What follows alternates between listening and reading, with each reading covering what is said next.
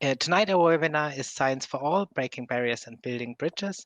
And I'm very happy to welcome Stuart Farmer, Rebecca Peacock, and Leah McLeod tonight, and they will share their experiences, ideas, and perspectives. Thank you, Daniela, and welcome everyone. I'm Stuart Farmer, and I'm the chair of the National Steering Committee for Science on Stage in the UK. My background is that I've been a physics teacher for more than 30 years, and alongside that, help deliver lots of professional learning for teachers. And for the last few years, I've been working full time as the Learning and Skills Manager for the Institute of Physics in Scotland. And I would just like to start this afternoon's session by saying a little bit about the work that the Institute of Physics in particular has done in the areas to break down some of the barriers to do with equity, diversity and inclusion within science education. So you can see that the first slide that I've got up there has a cartoon drawing on it. Now, it's a drawing that I just did myself. I didn't want to use an image that might have copyright issues, but certainly when I started doing talks like this a number of years ago, if you went onto Google Images or other searches for images and just put in the word scientist, invariably you would get an image of a sort of middle-aged white man, usually resembling some of the characteristics of Einstein, with sticking up hair. They would be wearing glasses and goggles. For some reason, they would always have a bow tie and a white lab coat, and quite often be involved in doing something which was either exploding or, there would be chemicals fizzing or something like that. Now, that's the sort of image that you used to get on Google Image. Fortunately, in the last few years, they've actually started to improve and address these issues. And I think that's something that Rebecca and Leah and myself will be talking about. But nevertheless, there are still lots of concerns about these stereotypical images of what a scientist is like, and many young people don't see themselves in that way. And unfortunately, I've even come across, science communicators and so on that dress up in this way, as part of their work. And I think that's a sort of very unhelpful image to portray as a scientist, because invariably young people, often girls, those that are not white, don't see themselves in that sort of image. So this was the sort of thing that the Institute of Physics was concerned about, and has been concerned about for many years. Um, there's on the left-hand side of the slide, there is the initial Girls into Physics classroom report that was published in 2006, based on some research and work that had been done prior to that. And that was the start of quite a long journey that's been going on now for, 20 years, that the Institute of Physics has gone along. Um, to try and increase the representation of girls in physics, because physics, along with engineering and computer science, certainly in the UK, has a very low percentage of girls studying the subjects. However, we weren't just interested in girls and gender issues. You can see another report there from 2006 looking at the representation of ethnic groups as well. That then led on to a number of projects following that initial work, and a number of reports that have been published over the years. And the main focus was on improving gender balance and representation of girls in the physical science. And the main focus in these early days was in secondary schools, particularly at the point in the UK where young people were making choices about their future subjects beyond the age of 16. And the main concern was ensuring that there were sufficient people choosing subjects like physics to go on to university and along academic routes.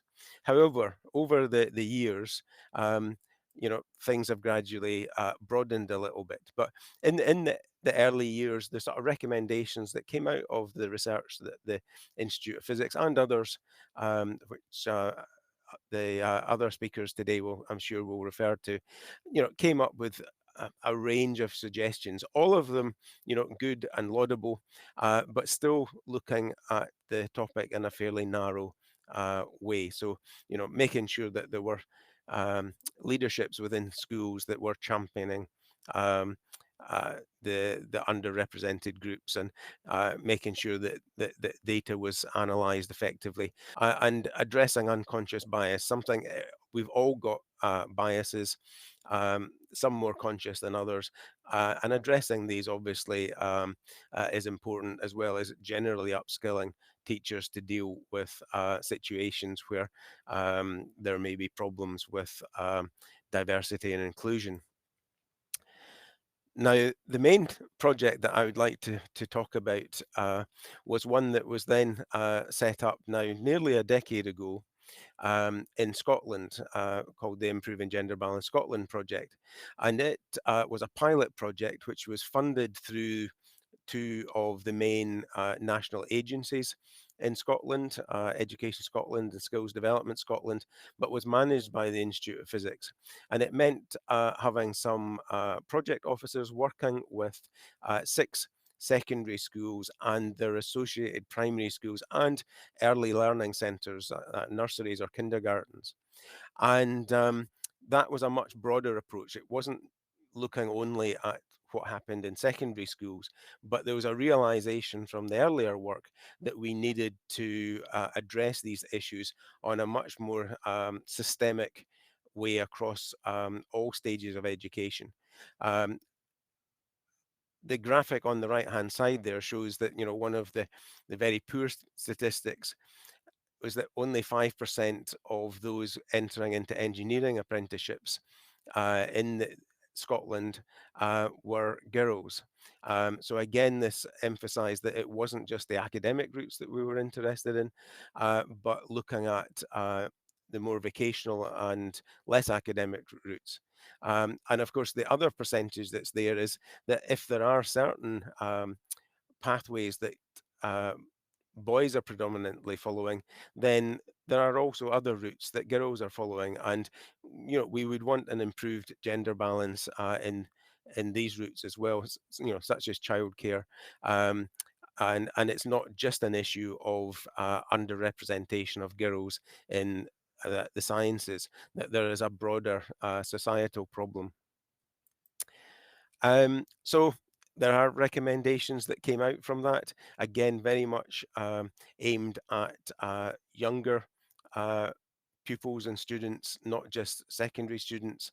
And was pleased to say, after the 3-year pilot study, the Scottish Government actually adopted the work that had been done into its national policy, and Education Scotland, the main support agency for education in Scotland, has an Improving Gender Balance and Equalities team that is taking the pilot work forward. So it was an example where the pilot work done by the Institute of Physics had a significant impact on national policy. Um, Having achieved that, though, at IOP, we were still not satisfied that we were making sufficient headway with these problems. And we realized that although we had spent a lot of effort looking at the underrepresentation of girls into physics, that many of the other characteristics um, that were underrepresented um, were issues that we needed to address as well. And that led to what we call our Limitless campaign. And our Limitless campaign is really to support all young people to change the world by hopefully deciding to study physics. That's our main interest. But we realized that needed to be embedded in changing the culture. So that all young people could feel that they would be able to study any subject at any level that they wished going forward. And a number of reports, a number of useful documents like careers advice and other things have been developed as part of the Limitless campaign. Um, Two of the documents that I would particularly like to draw your attention to are the top tips for inclusive teaching that were published last year, and they give good practical advice to teachers as to how they could make their teaching of science more inclusive. And there will be the links to these in a Padlet that Rebecca has set up that will allow you to access a lot of the resources that all three of us will be talking about today. One of the key learnings that we've had uh, through all of this work that we've been doing is that we can't just do things unilaterally on our own in physics or in science. That the only way that we can really address these sort of deep-seated societal issues is to approach it on a whole school basis. And we've also worked through the Limitless campaign to show how we can take a whole school approach to inclusion and equity. And there are a number of videos and other resources that are available to explain why we feel that a whole school approach is much more likely to be effective than just scientists working on their own. Hopefully um, immediately makes sense. And it's not even beyond just within school, it's looking beyond school. So as part of the Limitless campaign, we've looked at how we can influence how scientists are portrayed in the media, for example. The word boffin is a sort of term that is often used in the media in the UK to describe scientists. Again, it conjures up this image like the cartoon drawing that I showed at the beginning of this sort of isolated, sort of genius scientist working away on their own. So it's a term that we would like to encourage newspapers to stop using, for example. And the last little piece of the jigsaw that what we have learned is it's all very well hopefully encouraging young people to study science, to study physics, engineering, and other subjects.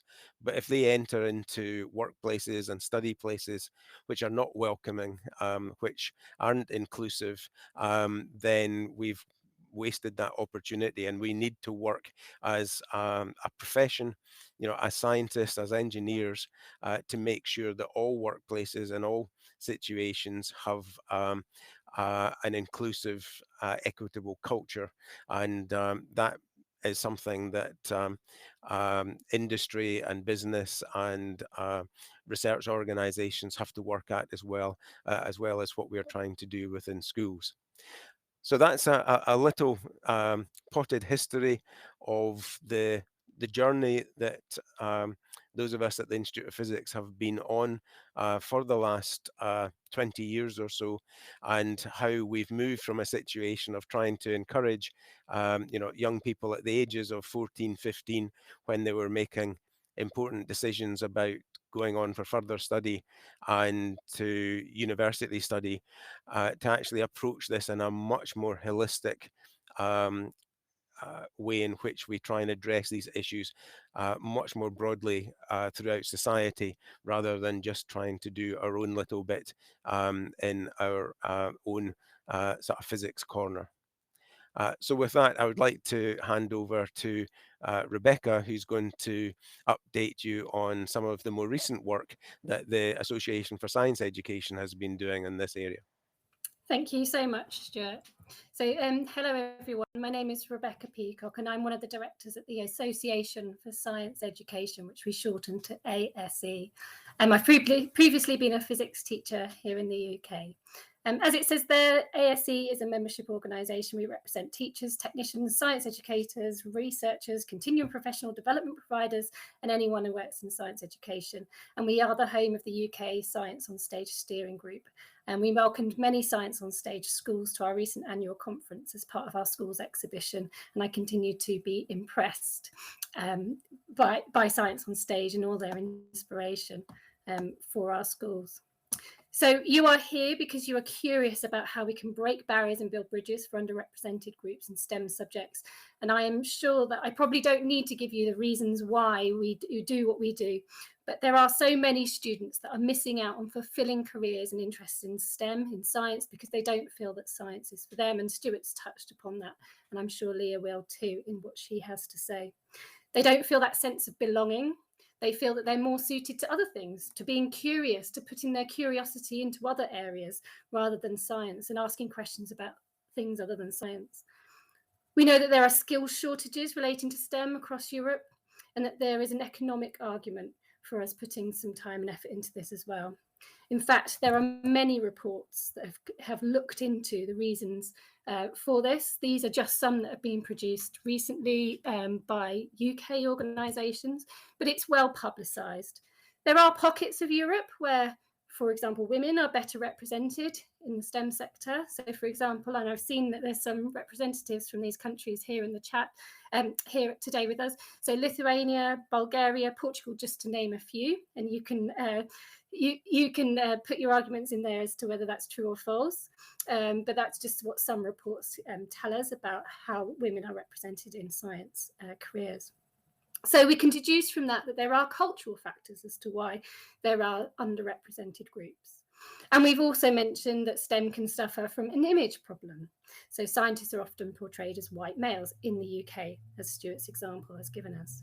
So we've put together the Padlet, which I've put the link in twice. It just was missing the HTTP bit at the beginning, so I wasn't sure if it was working, but hopefully it is. And you can add to that document. So if you've got something that you'd like to share, please do add it to that Padlet. So I wanted to use my slot to talk about two things that we really feel quite passionate about at the ASE in supporting. We feel strongly that it's a force for positive change for young people in science, and it's called Science Capital. Sorry, I didn't move my slides on. That's just an example of the Padlet. It's a screenshot of what it looks like, but you can add and have a look through there. So this first thing that I'd like to talk about is the Science Capital teaching approach. And if you've heard of it, fantastic. It's just a very brief introduction. If you haven't heard of it yet, on that Padlet, there's a video to introduce it and a document to support you in your exploration of it. So I'd like to endorse it because I don't think it requires a lot of extra time and effort from the teacher, and there is also a strong research evidence for why it is good. So here we go. So research shows that many students enjoy science. They value the work of scientists and they think it's interesting. So I'd like to encourage you to think of Science Capital as being like a backpack.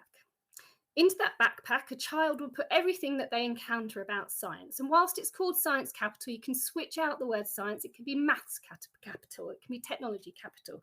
It's not just isolated to science, although that's how the literature has been put together. So students will put their knowledge about science, what they've learned about science. What happens if I put my pen on a slope? Will it roll down? What happens if I breathe out on a cold day? Why do I see my breath? So what things that they've learned about science themselves through their own interactions and their own thoughts, but also what they've learned about science in school. And into that backpack, they will also, leaving my slides on, sorry, they'll put their skills. So how do I time? How do I use a stopwatch? How do I measure something? What equipment do I need to draw a graph? There's skills that they use in science as well. They also will put their science attitude. How do they feel about science? How does science make them feel? Who have they spoken to before to help them shape those ideas that they've got about science? And where do they look for information about science, and how have they gained that kind of sense of what science is and how useful science can be for them? And into that backpack, they also put their science experiences. Have they ever watched a TV program about science? Have they read a book? Have they seen a magazine? Have they seen something that's made them go, wow? Have they been to a science museum? Have they spoken to someone that is a scientist? And the research shows that the bigger or the heavier that child's backpack is, the more likely they are to think that science is for them and to pursue science careers. So Science Capital teaching approach is an approach, and it's about trying to fill up that child's backpack with meaningful, enjoyable experiences. And science capital doesn't just come from school. There's a large part of it that can be fed by school, but it also comes from home and family and what they see, what they encounter in their everyday life. So when they see a rainbow or a new bridge that's been designed or plants growing through the cracks in the pavement, do they think about science? Are they curious, or do they just walk on? So what the science capital teaching approach, I mean, there's the whole report, and I am just really summarizing it here, but it's about personalizing and localizing. It's about bringing in the children's experience, the young people's experience in your classroom. So it's about, when you're using context, I mean, I've already mentioned about plants growing through cracks in the pavement, but it's about that photo could be from your playground, from the local area. So happens to be a photo taken from Google Images, not from Google Images, it's from a copyright-free website, I think Unsplash. But it just to illustrate that you could use images that are from the young people's local area. Use industry when talking about careers or the applications of what we're doing in science or STEM. Talk about local industry, talk about local places, talk about local things that those young people may have encountered. Talk about the interest, or try to bring in the interests of your young people into your lessons. So if you know that a young person has got a parrot as a pet, perhaps that's something that you could talk about when you're talking about genetic variation, for example. And just again, so this image is, it's a local high street from a teacher that I've worked with who does, really does adhere to the science capital teaching approach. And he used this image in order to talk about forces, the different forces, vector diagrams, and the young people were putting arrows on this diagram. So just one example of the way that you can bring in your local area, localize and personalize what you do. And then the second thing I wanted to highlight, so we call it the Gatsby benchmarks here, but it's about bringing careers into your lessons as often as possible, as often as is appropriate for you. So it's about trying to get young people to connect with a wide variety of careers, so that science doesn't just equal white lab coat and coloured liquids, or formula written on a blackboard in chalk. There's so much more to science. There's so much more that it can feed into.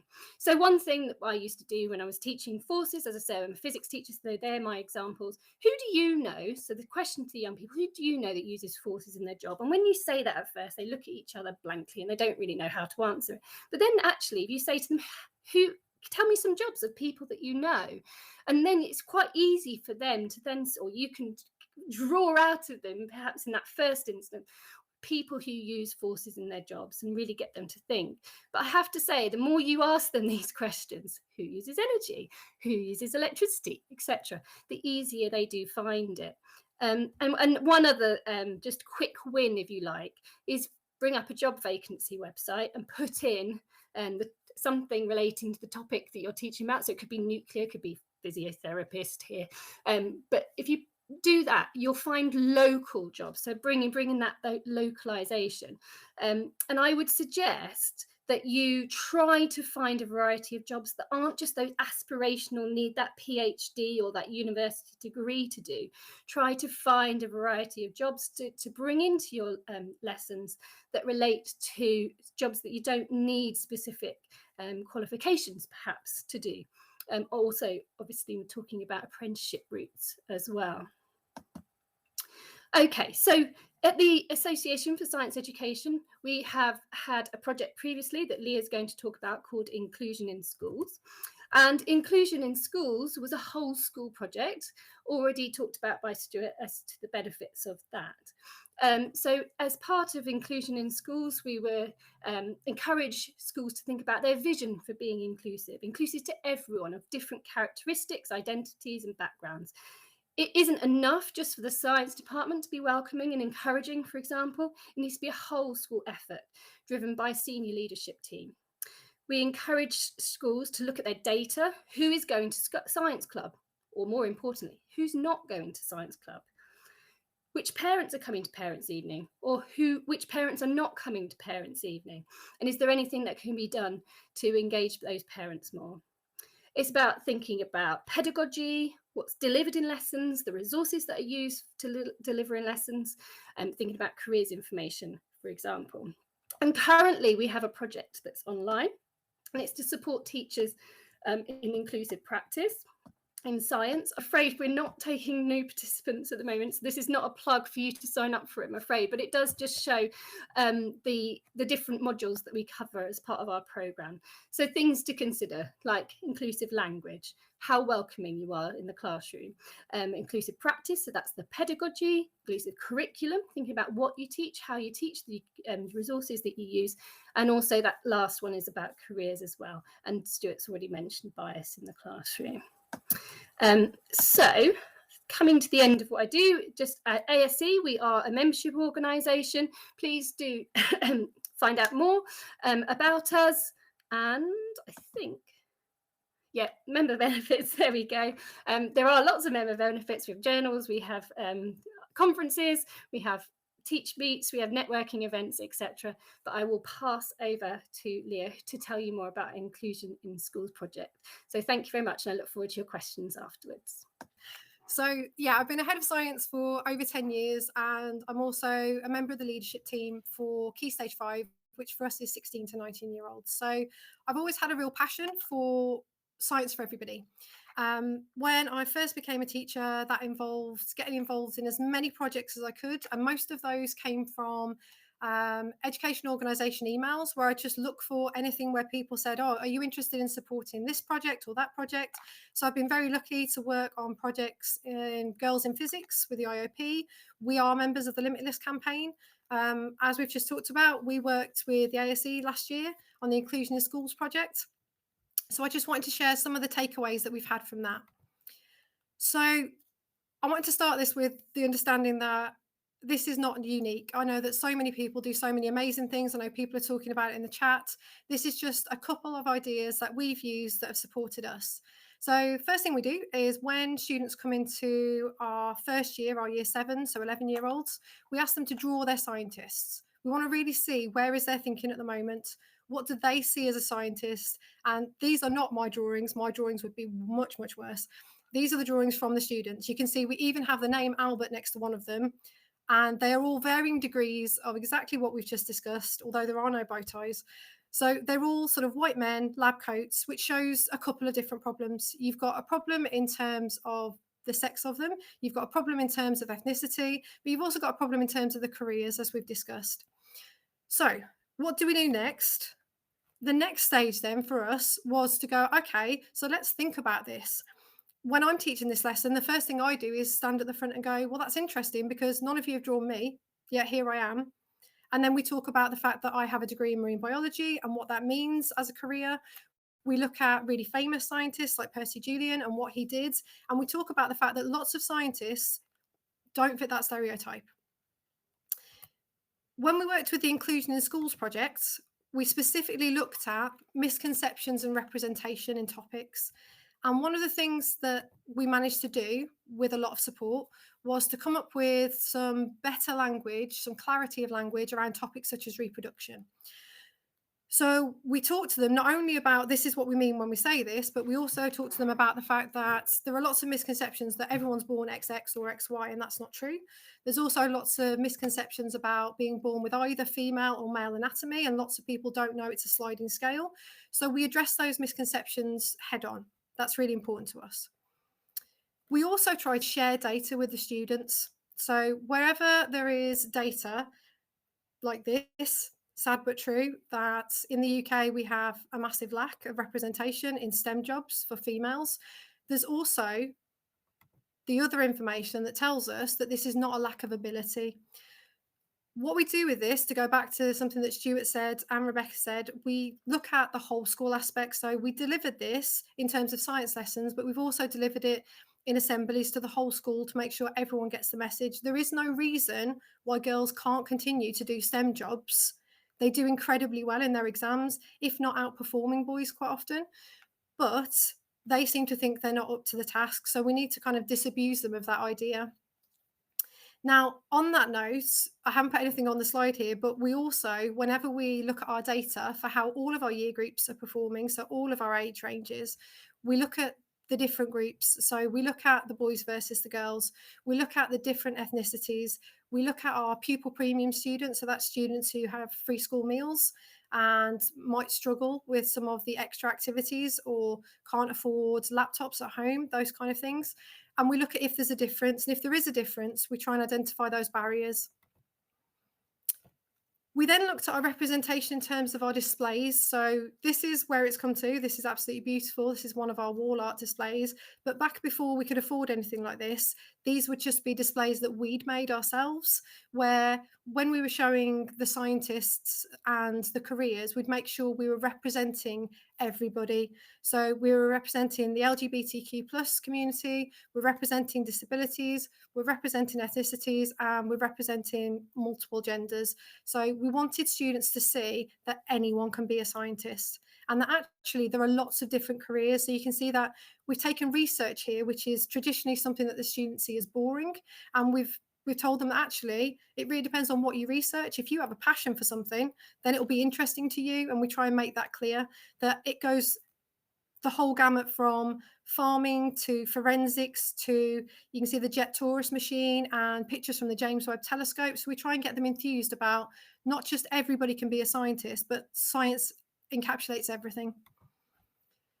Then we looked at textbooks, because traditionally, and this isn't all textbooks and they're so much better now, but traditionally in schools, textbooks can be really terrible for lacking that representation.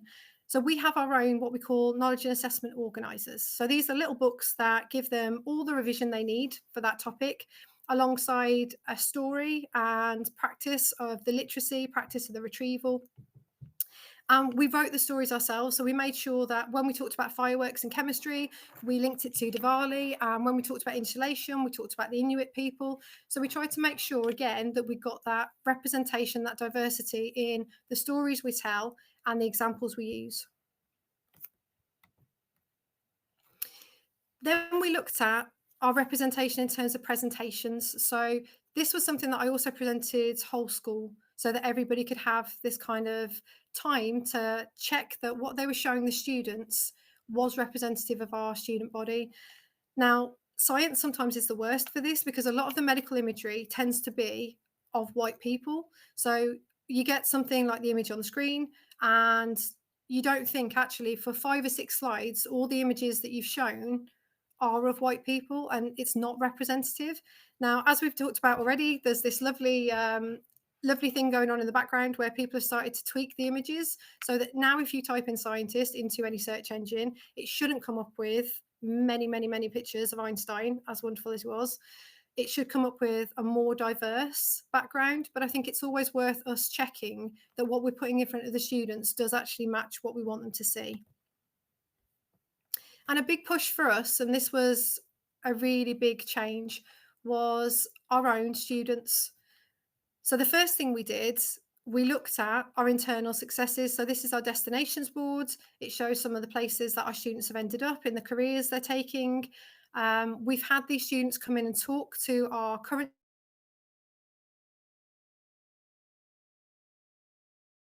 students.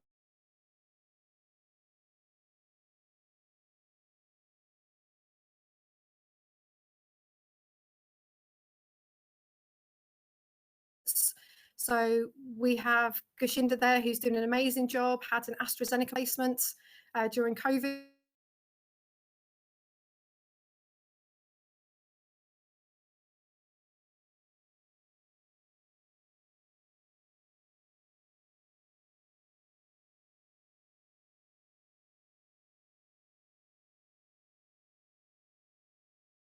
Inspired one of my current students. So one of my current U11s is really into the idea of being an anesthesiologist, because somebody's already done that.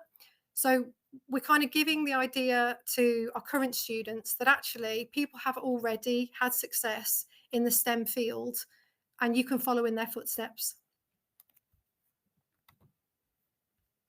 And I think one of the biggest things that we do is our extracurricular. So whenever we try to show the students all the different things that they can do, we try and make sure everybody is included. So we have an online system where I can post to every year group and give them all the opportunities. That means that we have all sorts of competitions that go out to the students. You can sign up for careers advice on this. You can go and do some free work experience on medicine here. You can just do some fun quizzes over here about science. On a weekend, I might post some videos saying, have you seen this amazing flying squirrel? Or did you hear about this particular building? And it just means that not everybody will engage with all of it. But what it does is means that they're constantly exposed to lots of different careers. We're always increasing their cultural capital. You've got that real world context, and we get to celebrate the success of our own students.